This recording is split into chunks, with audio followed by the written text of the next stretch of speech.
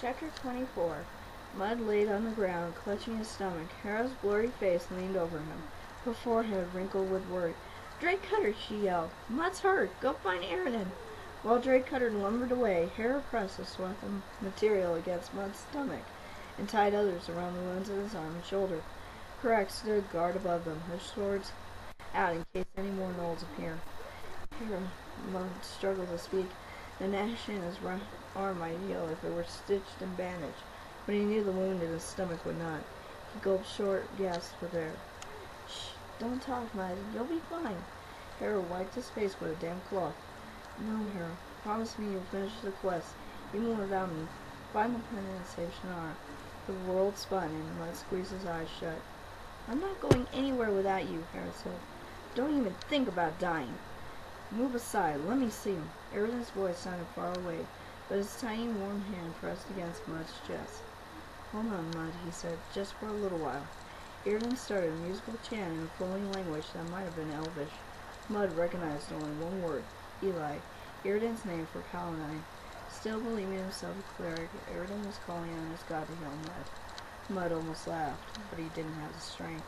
Seconds stretched on while he struggled to keep breathing. A comfortable warmth spread through his body. His stomach and arms tingled.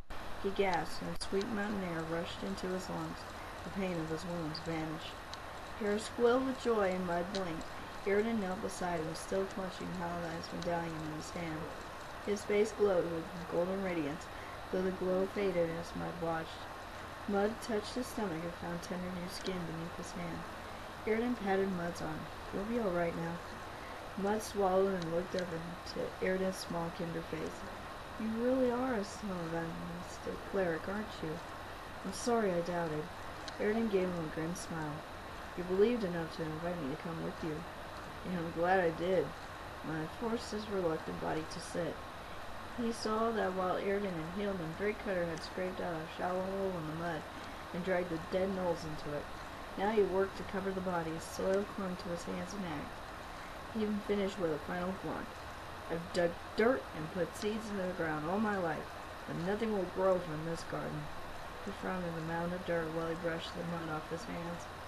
"Mud will need food and a good rest before we go on," Eridan told her. "We can't stay here," Karak said. "There may be more gnolls about." Mud looked up at Karak. His thin body belied his great strength. The heavy swords he held in either hand would have been difficult for Mud to wield, even using both hands. After Karak's performance during the battle, Mud was even more convinced he'd been some great knight's squire, but that didn't account for the magic Karak had done slowing the gnolls' fall from the tree. "Are you a wizard?" Mud asked. "I saw you cast some kind of spell to stop the gnoll from jumping on Hera." Karak flushed. "Not a wizard. Not really. Some things just come naturally to me." "What else can you do?" Hera asked.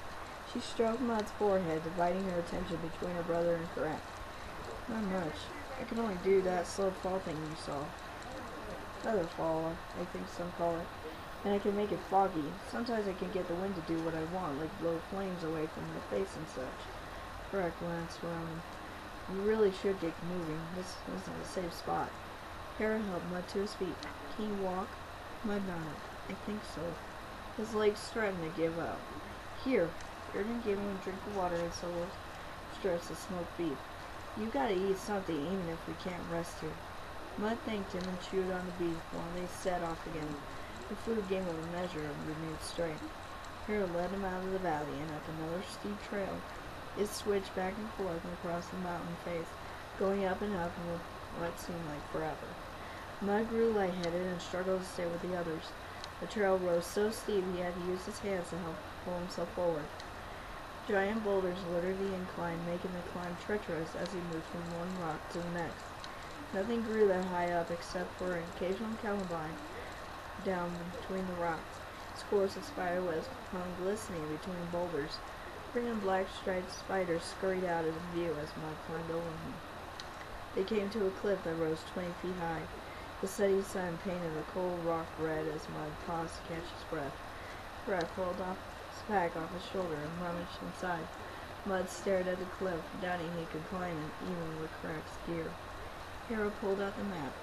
"Looks like the cave is just on the other side of this peak." Karak nodded. This cliff is probably the last obstacle in the way. Looks like from up there we'll be able to skirt around the peak and head down the other side. No problem, Mud said, gritting his teeth. Though he didn't feel much pain, the exhaustion of the healing and the climbing had caught up to him. We'll be there in no time. If the jagged cliff face had a voice, it would have laughed.